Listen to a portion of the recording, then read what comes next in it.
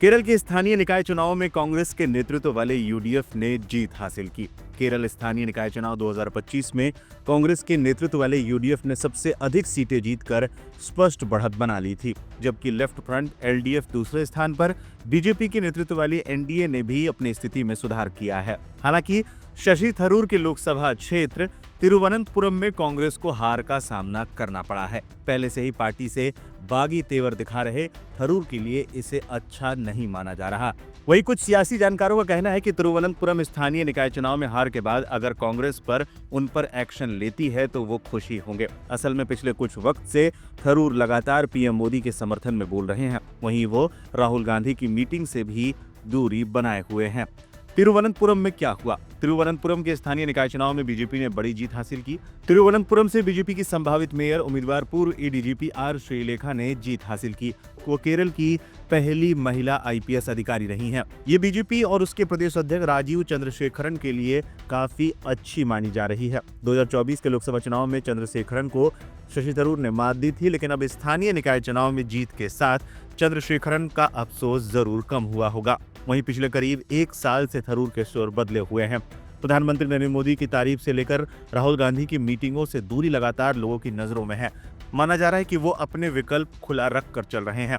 वहीं स्थानीय निकाय चुनाव से ठीक पहले वीर सावरकर पर उन्हें पुरस्कार देने का ऐलान भी हुआ। हालांकि थरूर ने यह पुरस्कार स्वीकार नहीं किया, लेकिन माना जा रहा है कि इस ऐलान से उनके लोकसभा क्षेत्र के वोटरों के बीच संदेश गया। हाल के दिनों में पार्टी लाइन से अलग राय रख रहे थरूर को इस बात का अंदाजा है कि वो आग से खेल रहे हैं। पार्टी उनके खिलाफ कभी भी एक्शन ले सकती है। तिरुवनंतपुरम स्थानीय निकाय चुनाव के नतीजों के बाद शायद कांग्रेस एक्शन मोड में भी आ जाए। असल में थरूर की महत्वाकांक्षाएं प्रदेश में बड़ी भूमिका निभाने की है, लेकिन उनके ही संसदीय क्षेत्र में खराब प्रदर्शन के बाद अब ये इतना आसान नहीं होने वाला। पीएम मोदी ने भी दी बधाई। तिरुवनंतपुरम नगर निगम में बीजेपी की ऐतिहासिक जीत पर प्रधानमंत्री नरेंद्र मोदी ने शहर की जनता और पार्टी कार्यकर्ताओं को बधाई दी। उन्होंने एक्स पर लिखा, थैंक यू तिरुवनंतपुरम। तिरुवनंतपुरम नगर निगम में बीजेपी एनडीए को मिला समर्थन इस बात का संकेत है कि राज्य के लोग मानते हैं कि केरल की विकासात्मक आकांक्षाओं को केवल बीजेपी ही पूरा कर सकती है। पार्टी तिरुवनंतपुरम जैसी जीवंत शहर के विकास के लिए काम करेगी और आम लोगों के लिए ईज ऑफ लिविंग को और बेहतर बनाएगी। क्यों अहम है बीजेपी के लिए जी? तिरुवनंतपुरम न सिर्फ केरल की प्रशासनिक राजधानी है, बल्कि राजनीतिक दृष्टि से भी ये क्षेत्र काफी अहम है। ये क्षेत्र लंबे समय से कांग्रेस और वाम मोर्चों के प्रभाव वाला माना जाता रहा है। ऐसे में नगर निगम में बीजेपी की जीत ने राज्य की राजनीति में नए समीकरणों को जन्म दे दिया है। राजनीतिक विश्लेषकों का मानना है कि नगर निगम जैसे बड़े शहरी निकाय में सत्ता हासिल करने का ये संकेत देता है कि शहरी मतदाता पारंपरिक राजनीतिक ध्रुवीकरण से हटकर विकल्प तलाश रहा है। ये बदलाव खासतौर पर उस राज्य में महत्वपूर्ण है जहां अब तक मुकाबला मुख्य रूप से एलडीएफ और यूडीएफ के बीच सीमित रहा है। झटका लेकिन यूडीएफ की सत्ता बरकरार। केरल स्थानीय निकाय चुनाव 2025 में कांग्रेस के नेतृत्व वाली यूडीएफ ने एक बार फिर सबसे अधिक सीटें जीतकर अपना दबदबा बरकरार रखा है, लेकिन इन नतीजों ने साफ कर दिया कि केरल में मुकाबला अब दो तरफा नहीं रहा।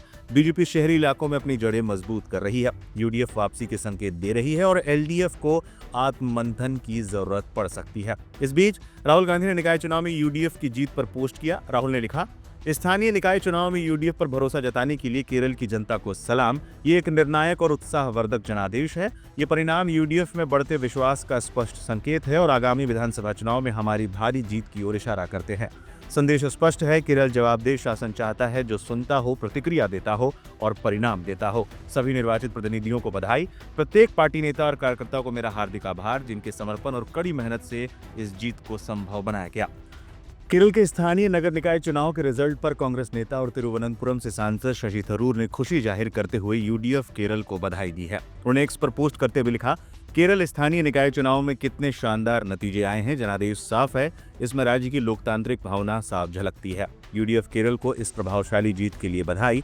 पार्टी को अच्छा खासा समर्थन मिला है। राज्य में विधानसभा चुनाव से पहले शक्तिशाली संकेत है। कड़ी मेहनत, एक मजबूत संदेश और सत्ता विरोधी लहर, इन सब ने मिलकर 2020 की तुलना में कई बेहतर नतीजे दिए हैं। वहीं दूसरी तरफ कई और तरह की अटकलें भी चल रही हैं। जानकारियों की माने तो अगर कांग्रेस थरूर को पार्टी से निकालती है तो थरूर इस्तीफा देकर तिरुवनंतपुरम में उपचुनाव की नौबत ला सकते हैं, और अगर ऐसा होता है तो ये उपचुनाव प्रदेश के विधानसभा चुनाव के साथ ही हो सकते हैं। ऐसे में थरूर भाजपा से लोकसभा टिकट या 2026 के लिए विधानसभा टिकट के लिए बात कर सकते हैं।